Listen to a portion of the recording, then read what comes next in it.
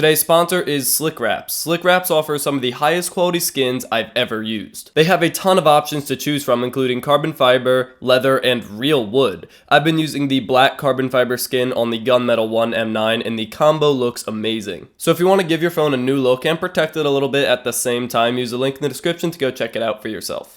The HTC One M9 is a fantastic phone, and I've really enjoyed using it as my daily driver, but as always, there is no phone without flaws, so here are 7 reasons why you should not buy the HTC One M9.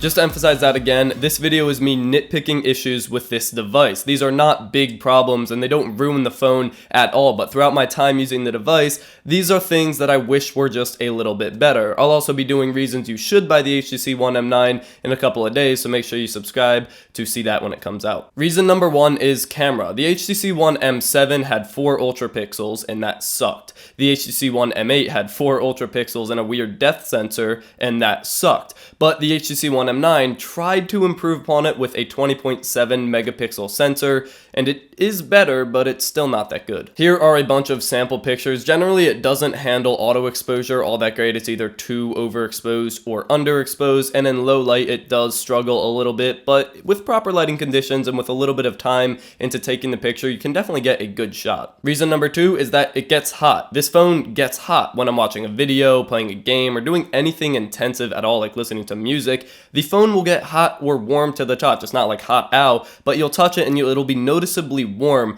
And the Snapdragon 810 is known to get warm as a chipset, but it just doesn't handle it well at all. The metal build also keeps the device hot, so once it starts getting warm, it's not going to cool down for like 10 or 15 minutes. And that's really not that big of a deal, but it is a slight inconvenience when I'm taking my phone out of my pocket and it's just weirdly warm. Reason number 3 is finish, and I mean the finish on the metal. I'm not sure exactly how to describe it. It looks slightly polished and it's really prone to fingerprints and smudges, so after using it, I'll turn it around and look at the back and it'll be covered in fingerprints and smudges, and I'll have to clean the back pretty often, and it's a very big inconvenience to have to deal with that. It's definitely worse on the gunmetal gray version rather than the silver version. It's not that bad on the silver version, but this can be easily fixed if you use a skin, but before I was using a skin, it was very annoying to have smudges all over the back. Reason number 4 is speakers. Don't worry, I'm not about to insult or criticize the sound quality out of the HTC One series. They sound amazing, and that is not the problem.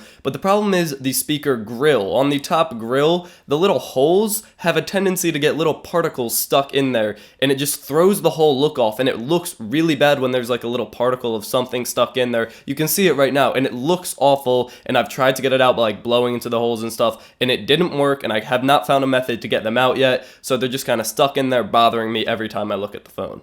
Reason number 5 is battery. HTC came so close to having great battery life on the One M9, but they just barely missed. If I'm using it like a regular day where I text a bit, I call, I use a couple of apps throughout the day, I get updated on social media, that'll be fine and it will last me the whole day. I'll be done with like 20% battery life. But if I have to turn location on and find a location and use Google Maps or anything really intensive at some point in the day, I will probably have to charge before the end of the day to make sure that I last all the way. Reason number 6 is software. They have HTC Sense 7 over Android on this, and this really isn't a problem for everybody. Personally, I don't actually mind the HTC Sense software that much. It's not too intrusive over stock Android, but there are a lot of people that hate anything but stock Android. So say you were choosing between the Moto X 2014 and the HTC One M9, the HTC Sense UI over Android would be a reason not to get the M9 and a reason to get the Moto X, so it does fit in this list. Reason number 7 is not enough improvements. The M9 doesn't make that many improvements over the M8, mostly in camera and overall performance, but they're not huge improvements anyway, and for a lot of people it's not worth it to spend $500 on the M9 when they could spend $300 on the M8 if you are getting it unlocked. But I know this isn't a flaw with the M9, but it is a reason not to buy the M9 and to buy the M8 instead. That's it for this video. If you're pissed off that I insulted your favorite phone, let me know in the comments below, or if you're really happy that I criticized this mediocre upgrade to a really good phone already, also let me know in the comments below. Thank you for watching, subscribe if you want to see more content, and as always, stay classy.